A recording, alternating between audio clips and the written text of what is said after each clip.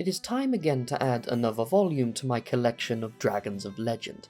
See, since the last one, many Fawnweavers have, shall I say, entered the world at large, and while not being part of the Cradle, they are still of that culture, and so I feel it relevant to discuss several of the dragons that they are known for riding, the Vinedrakes.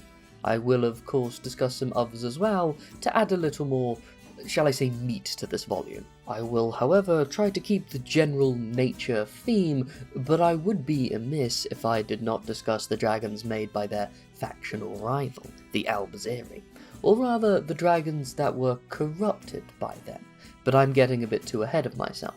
So without any further ado, I shall begin my Volume 2 of the Draconomicon, with the tale of one dragon loyal to the Nassian Cradle. A champion of their people is the ancient warrior Auriel, and he is one of the few Fawnweavers who have a separate name for their dragon and humanoid form, for the dragon goes by the name Orvandil.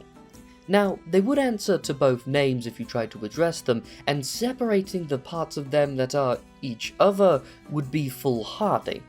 Nevertheless, I will try to focus on the tale of the dragon, more so than the rider, though the distinction is minor. See, I believe the main reason they actually have separate names is because the dragon already had a name for itself before they were bonded.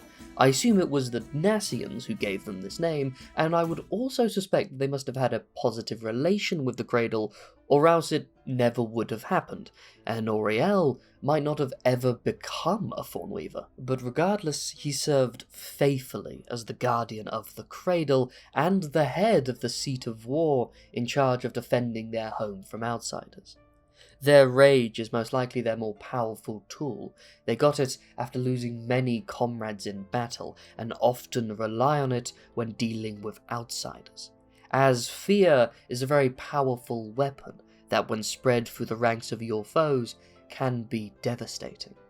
It's a very good warning for those who would invade. But now it is time to discuss one fouler dragon, an unnatural creation that should not exist, made by a faction whose goal was to control nature, not to be one with it. The Albaziri had many experiments in gene splicing. They tried to combine the traits of many different genus of dragon, and their leader at the time, Nacht, thought combining the body and skills of a Night Snagger with the toxic powers of a Vinedrake was the way to go. Using dark and forgotten magic rituals, he managed to create his prize subject, the very dragon he used as a mount, the cursed Asialak, a stealthy assassin able to blend as well as any Night Snagger, while as venomous as the most deadly Vinedrake. Truly an apex predator. Sadly, Nacht cared little for his own creation, and used it more so as a tool. Though its poison was mighty, he was not immune to it himself, and since it coursed through his own veins, every waking second for him is pure agony. It's easy to feel sorry for the creature. Though the acts it committed were horrid, it is in all ways a slave to Nacht, and has no free will of its own. If it truly has become a monster, then it was forced to be one. And rumour says it has left Nacht for dead during their final stand, implying that he is still out there somewhere, most likely suffering from its own accursed blood. It would be comforting and almost ironic to think that a Fawnweaver could somehow find it and help them, but knowing its history, and sadly how the world works, it's most likely alone in seclusion somewhere, and that might be better for it in the long run. But now back to another Vinedrake, one that is still part of the Cradle, and one I oddly feel I have a lot in common with. Fiel is a bonded dragon to the educator High Elder Elulin. It is seen as a role model among Vinedrakes, and you heard me correctly, just as young Nassians dream of becoming Fawnweavers, so too do many hatchling Vinedrakes born within the Cradle dream so as well. And to them, Fiel is a hero, but not due to their combat prowess. Far from it, in fact. I suspect they would be quite lousy in a fight, but because they are a wise historian and guardian. See, Fiel is said to be very wise and to know all of Nassian history, everything that has ever happened to them, both important and small. Even the things that have interacted with them should be known to them, and it can only communicate this information with Ilulin due to their bond. Some even say that the tales of their people are written into the very lichen upon their bark. A ridiculous notion, not because it's high fantasy, but because there's just not enough room on the dragon to fit that much lichen. But the story is absolutely adorable, and I love it. Like who they are bonded with, they seek to aid and educate the youth, as the two of them take up the High Elder seat of education, and are probably the person that oversees all blooming rituals, meaning they must approve all new Thornweavers, at least those loyal to the Cradle. I would love to meet them one day, should I ever be allowed into the Cradle proper. I sense I have a sort of, well, a kindred spirit of sorts. I would need something to offer them, of course. Perhaps these tomes might suffice. But back to a more sinister topic, for I wish to tell the tale of one of the mounts of the Marauders' founders, the Old Four.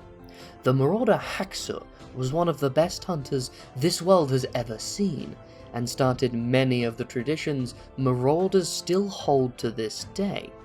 He had many mounts over his lifetime, as hunting is a dangerous business after all, but the one that stood with him to the end was Tearsaval, a mighty blood chaser who followed him faithfully.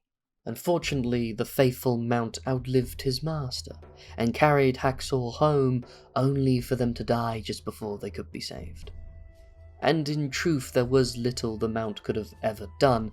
The battle cemented their fates long before he tried, but he knew to try and bring him home. After his demise, the dragon was lost for quite some time. Like others, he allowed worthy marauders to ride him from time to time, but after a while he just went to live in seclusion in the wilds, where sadly he was found by a much darker soul. The dreaded Nacht found the mighty dragon and bound him in chains like he does with all he can. And Tearsaval, the once mighty champion of an entire race of people, was nothing more than a slave, an experiment to a dark figure. After many tortures he was corrupted and altered by Nacht. He too was fouled by dark rituals and corrupted. Its blood became toxic, and its anger amplified tenfold. What happened to him after the disappearance of Nacht is unknown. Perhaps the Albazirs still have him in chains, or maybe when he fell he managed to claim his own freedom. I like to think it's the latter, but I wouldn't hold my breath, for he has not been seen in a long while. But back to a more cheerful nature. How about a Vindrake who has no allegiances to the Cradle and the Nassians? One who is free and wild, and bizarrely enough, a traveller who has started living in the snowy south. Fiel is one of the few who live outside the Cradle. While a few clades of this genus can be found outside of their original home, they split off long ago and have adapted, and have almost become native, so to speak. But Fiel was born in the Cradle, and willingly left on their own. Why they did this, none can truly say. Perhaps they just wanted a change in their life, or perhaps they started to hate the Nassians for whatever reason, and wanted to be as far away from them as possible.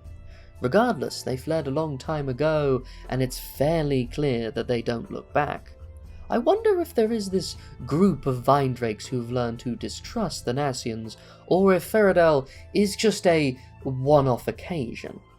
Perhaps time will tell. Many think they might be one of the strongest wild dragons of the land. See, Vindrakes are very much apex predators, and would rival the blood chasers if they were widespread enough.